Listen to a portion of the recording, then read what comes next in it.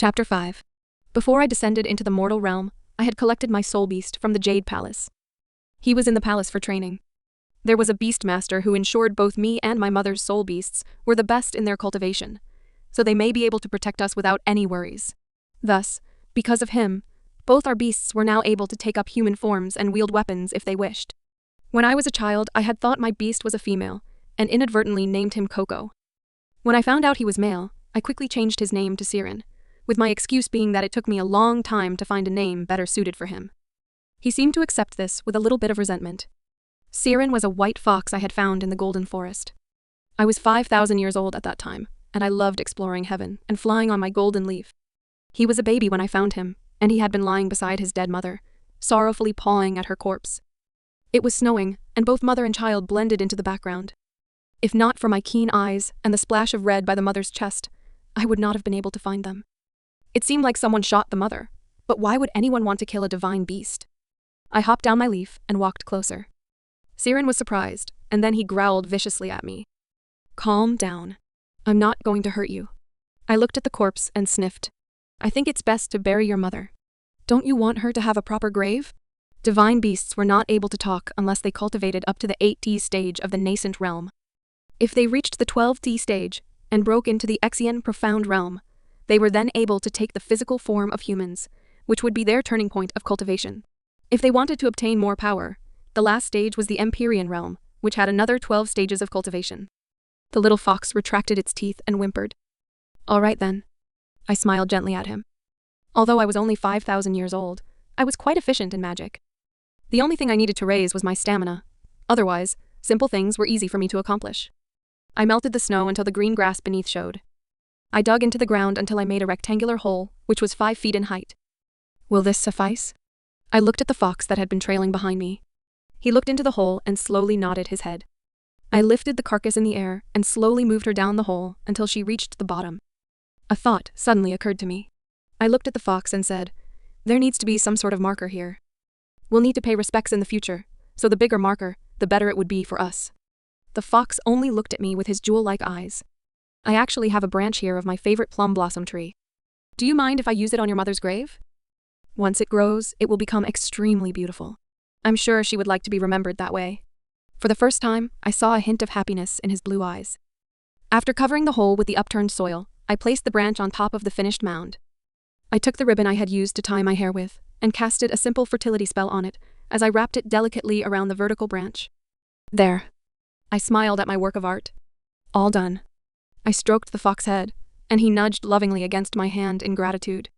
Suddenly, without warning, he bared his fangs and bit my arm.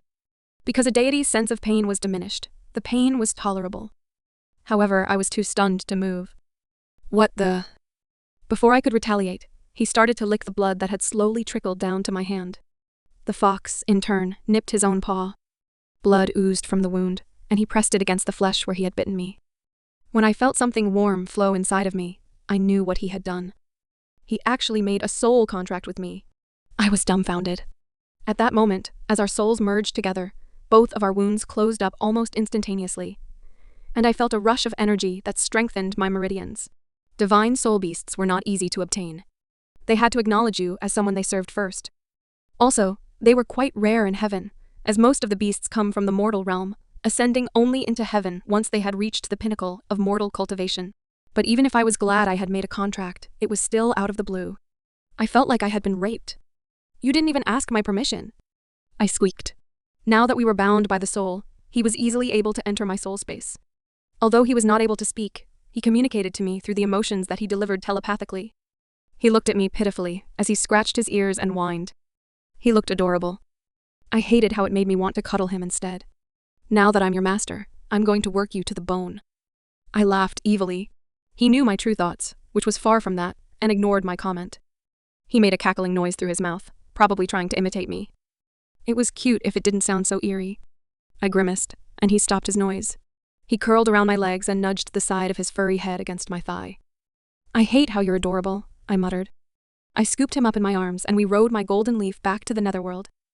It was during the journey that the little fox in my arms started to change shape.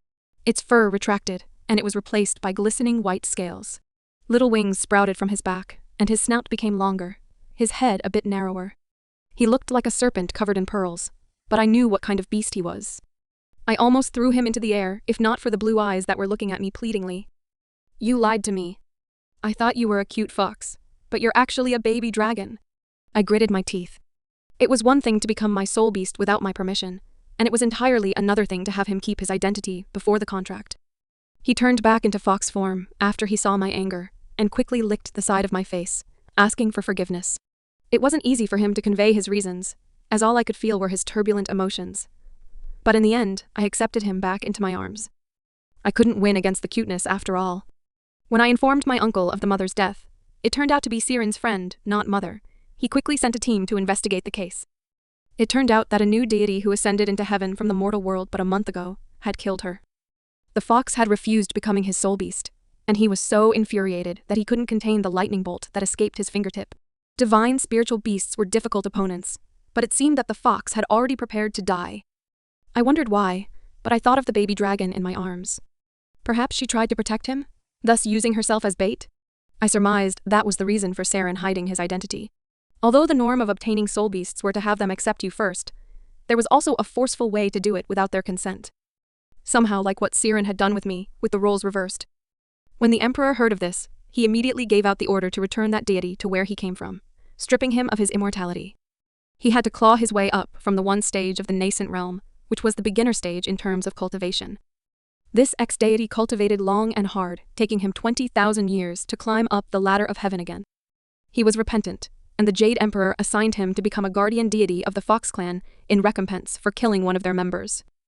Well, it's quite a good story, right? So in case anyone is curious about the cultivation levels/realms, here it is. 1. Heavenly beasts, nascent realm, Exian profound, Empyrean. 2. Spiritual beasts in the mortal realm, first stage, nascent realm and Exian profound. Once they turn human, they go through the process again with a realm taken out, nascent realm, Exian profound, Empyrean, then ascension to heaven.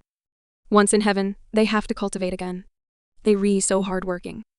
Mortals, nascent realm, Exian profound, infernal realm, Empyrean, ascension,